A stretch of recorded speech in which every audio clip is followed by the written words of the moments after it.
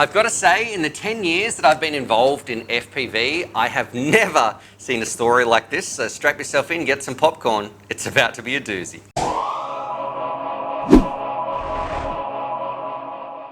G'day, you absolute legends. Stu from UAVfutures here today, and we are going to be talking about these ORQA goggles right here. I was doing some other tests, I done some walk snail, stuff like that, but in the last, 48 hours, 36 hours, some crazy news has been popping up all around FPV. And first and foremost, a bit of a public service announcement. If you're watching this and you're just about to plug in your ORQA goggles, do not do it, because at the time of this, they are going to brick. I mean, I've got a set of ORQA FPV goggles here, and check out what's happened to mine. So, if you turned your goggles on, I think it was from about 3 days ago, there was a ticking time bomb inside in the code that, look what's happened to my goggles right here.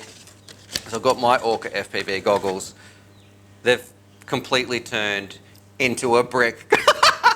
Good one, Dad, good one. No, I've got my goggles right here with that joke aside, but it is absolutely imperative that you don't turn on your ORQA FPV goggles because, yeah, that's what's going to happen to them. They are going to brick. So let's get into the nitty gritty of them, and I believe there is a solution coming out for people who've already bricked them and a solution to stop it happening to people who haven't turned theirs on yet. So a long time ago, if you don't know about the ORQA FPV goggle, I've got to say, they're a fantastic goggle. I really liked mine. I think they're pretty expensive, but they're also kind of cool. They do a lot of cool features. They really came, I guess, after fat sharks, or after the sharks. That's why they're called the orcas, because orcas eat sharks.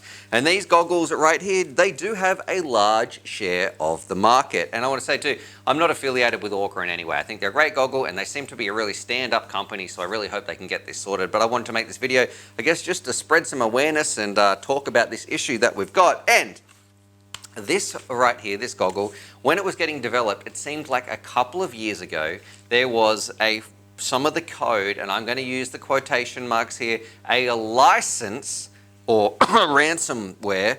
There was a bit of a license on here which was like a ticking time bomb, which essentially would stop your ORQA goggles from working once it got to a certain date. Now, I do want to say a huge shout out to ORQA as well, because after reading through heaps of their posts, it looks like they do have a fix coming. So I've got my phone here. Let's listen to this. I'm going to read the public announcements that they've been making. So this is probably the craziest one that's important to get. Here we go. So this is from ORQA's Facebook page. If you're watching this video and want to see if there's any up-to-date information, go check that out. It says, hey guys, here's another update on the situation. Hold tight, get your popcorn, because you're not going to believe how crazy this shit is. That's directly from their Facebook page.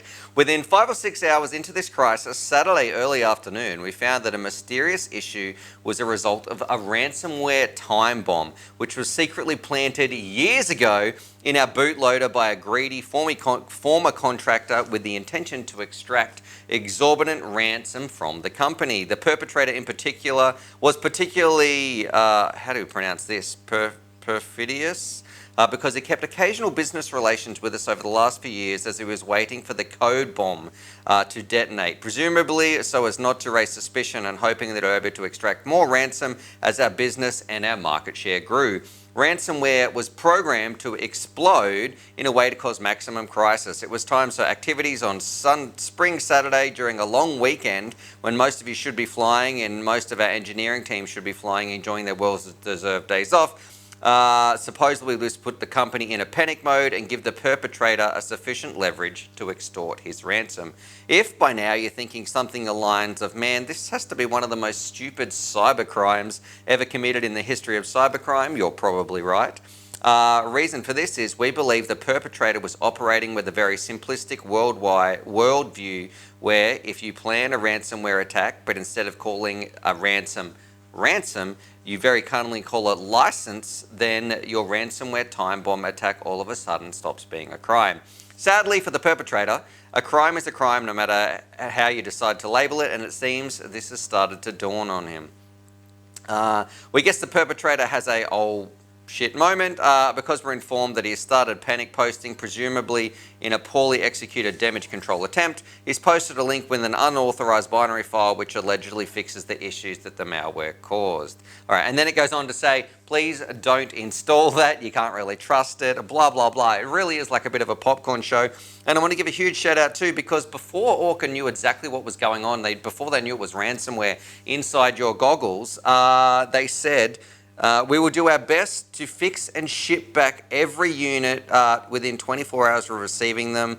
And they were saying they were going to do that free of charge. So there is a form on their website as well, so to say on their Facebook, which I'll link down below, that they were going to get back every single unit that had bricked, fix it, and ship it back within 24 hours. Now, hopefully, nobody's going to have to ship that in, because it does look like they say we should have an update coming within the next 12 hours, I think it said, or something like that. So, just a bit of all-out craziness. What do you guys think? What do you think about ORQA? What do you think about the person who's sort of handling? How do you think we can protect ourselves in this market? Because it's pretty, I'm going to say, homebrew. It's a lot of, people out there who are making some cool stuff, but something like that, like a license fee or something planted years ago and then just waiting for it to explode or for the code to go off, is absolutely crazy. Now, I am not going to turn my goggles on until there is a fix from ORQA, like publicly stated from them.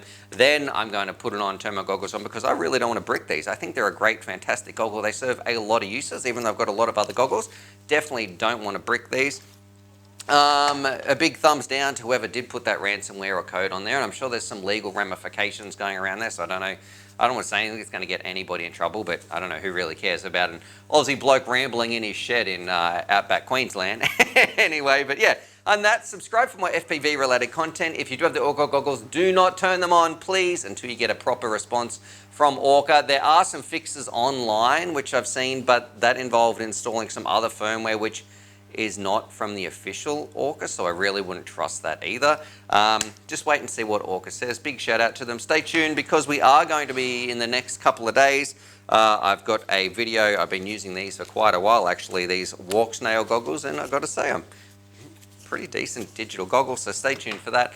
Other than that, subscribe for more FPV related content. It's great to see your beautiful faces again. Be kind to each other, and most importantly, be kind to yourself. And as always, happy flying. Into a break.